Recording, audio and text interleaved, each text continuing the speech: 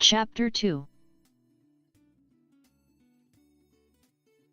The Smile.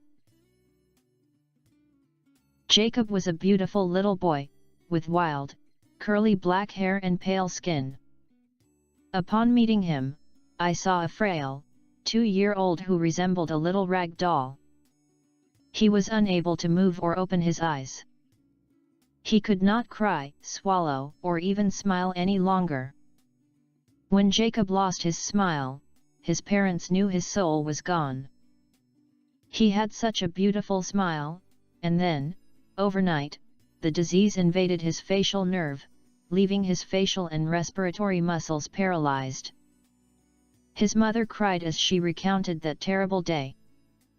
Jacob had to be put on a life support after that. She said that, after being born, he developed normally for the first year. Just before his second birthday, he exhibited signs of muscle wasting and began to quickly regress and degenerate. His illness reduced his muscles to jelly, leaving him in a flaccid state, unable to express his pain. It was heart-wrenching and heartwarming to watch this family try to make its little boy's last days peaceful and filled with love. His mother rocked him, sang to him, and massaged his little body. She kissed his forehead sweetly every time she entered and left the room. His older brother, Michael, who was only 4 years old and full of energy and life, did not seem to understand why Jacob slept all the time and couldn't play with him. He sat for hours on the bed next to Jacob reading him books, or at least that is what he called it.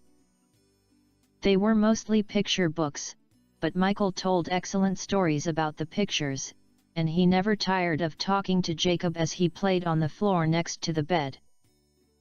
After spending more than 4 months at the hospital on life support, Jacob's parents could no longer watch him lie there and slowly decline. The doctors assured them that he had no possible chance of recovery and repeatedly recommended him to hospice. After several opinions from multiple pediatric neurologists and geneticists gave no hope of recovery, Jacob's parents finally consented to comfort care. He was discharged to home hospice care, as the family wanted him to be surrounded by all his stuffed animals and the comfort of home. The next few weeks were quite difficult for Jacob's mother, father, and brother. With the daily education and support from the pediatric hospice nurse, aide, and chaplain, the family was able to cope. During one of my visits to their home, Jacob's mother asked me if I believed in heaven. I replied, "Yes." "Why do you ask, Sarah?" "Well, I was contemplating our traditional Jewish belief that souls go to a place called Sheol, a dwelling place of all deceased where they wait for their Messiah to resurrect them. There are many Jews nowadays who have varying beliefs, including Messianic Jews, who hold the Christian heavenly principle. I love my religion, but I want him to go to heaven, so he can run and play and do those things he was not able to do here on earth. He deserves that. He's just an innocent little baby." I spoke with the rabbi, and he said that I can pray for that. "What do you think, Dr. Lerma? I understand your pain and desires for your little one, and I agree with your rabbi that prayer is powerful." I remembered what Matthew had told me about prayer and about sharing his story, so I told Sarah about Matthew and his mother, and their spiritual experiences. Amazingly, she was comforted and touched by the stories of hope, and began praying to God for a sign to let her know that her little Jacob would be with him and the angels. The next day, I shared more of Matthew's story with Michael, Sr., Sarah, and little Michael, and spoke further of Rafi, No, Gabby, and the dolphins, and they all seemed to be engulfed with peace and comfort.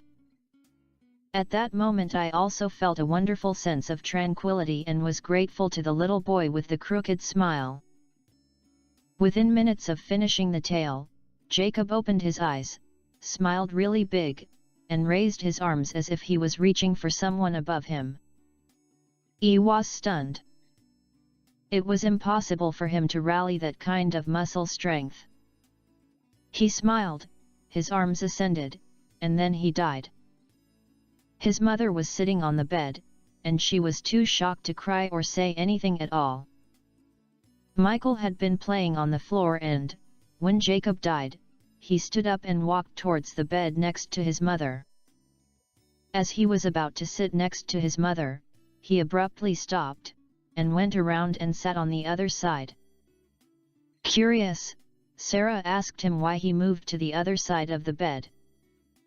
Michael quickly replied, "There is an angel sitting next to you, so I couldn't sit there." "Don't you see him, Mom?" She looked flabbergasted, but she felt comforted by her little son. Michael suddenly touched his brother's body and ran out the door crying. Before we could go to him, he turned around and calmly walked back with tears still on his face. He walked up to his little brother and lifted his arm. His morn asked what he was doing. He said, "They are right." "Who's right, sweetie?" his mother asked. He answered, "The angels. They're in the hall with Jacob, and they told me his body is just a shell. They told me to come and see for myself. They are right." He lifted the Jacob's arm again and let it drop. "It's just a shell. Jacob is with the angels." Michael said Jacob was smiling, laughing, and doing somersaults in the hallway. Sarah and Michael looked at me, with both questions and hope in their eyes. I said, "You both prayed for a sign and you were given more than one." Jacob smiling and lifting his atrophied arms was alone miraculous. Also, 4-year-old children have no concept of death, and your 4-year-old is telling you what the angels have revealed to him. I think that's a big sign. Sarah and Michael started to cry, thanked me, and hugged little Michael. It was such a beautiful and poignant moment.